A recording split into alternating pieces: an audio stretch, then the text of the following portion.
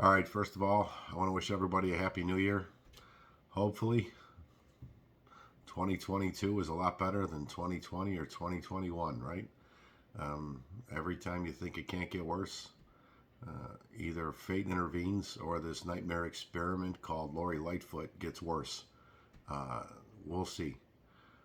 I know a couple topics everybody's got on their mind is arbitration. Arbitration did not conclude.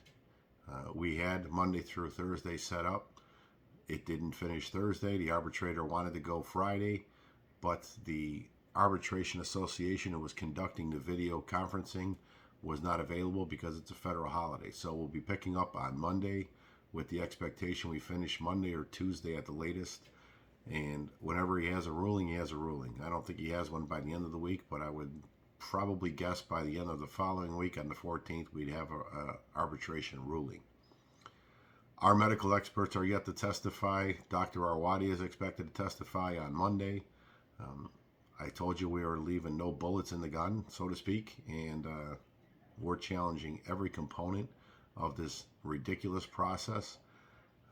The reason this is a Saturday update and not a Friday update is because yours truly, with the vaccination, got COVID.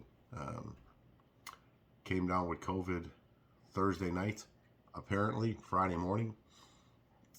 After testing negative in the morning, I tested positive like 20 hours later. So this vaccine is not a vaccine. It is a COVID treatment at best. Far too many people who are vaccinated are getting the virus for it to be called a vaccine. That needs to stop.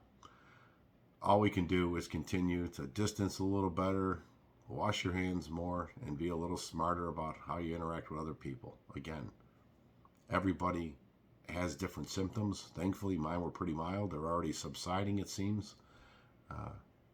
Hopefully, I'll be ready to go come Tuesday for the closing of the arbitration, but I'll keep everybody posted as we finish one way or the other with this wonderful invention of YouTube. Retro. Everybody got their retro check. Anybody who retired July 1st, 17 or later and are no longer on the active payrolls, you were supposed to get a check in the mail. It apparently seems that this dysfunctional city government didn't do that right either. There is many checks sitting at districts right now, the paper version of a check for officers who have retired long since. I have no rhyme or reason why. My check was not in any 8th district, but I know at least a handful of 8th district officers who retired over the last 3 years had received their checks, the hard copy, in the district instead of them being mailed to where they're at either. That was brought to me by a retiree who I had no idea. So thanks to the heads up on that one. We'll try and get ahead of this on Monday and see how we're going to rectify this to get these checks out to the retirees that deserve them. Many of them don't even live in this city, luckily them. But we're aware of it and we're working on it. I want to give a special shout out to Beat 811 for the drop off today since I was quarantined. I appreciate it.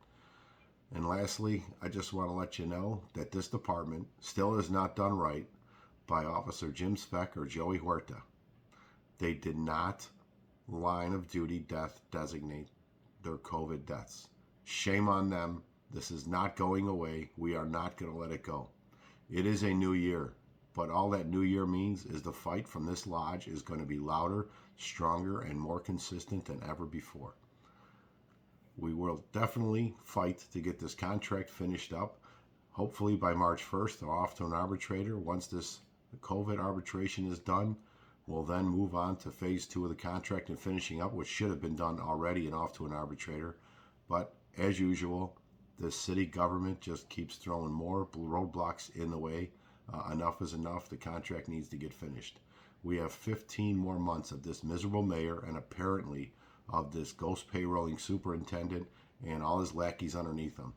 800 murders yet again 2 years in a row, and somehow they all still have a job. A spike in crime to that level would get anybody fired within 1 year, let alone 2 years.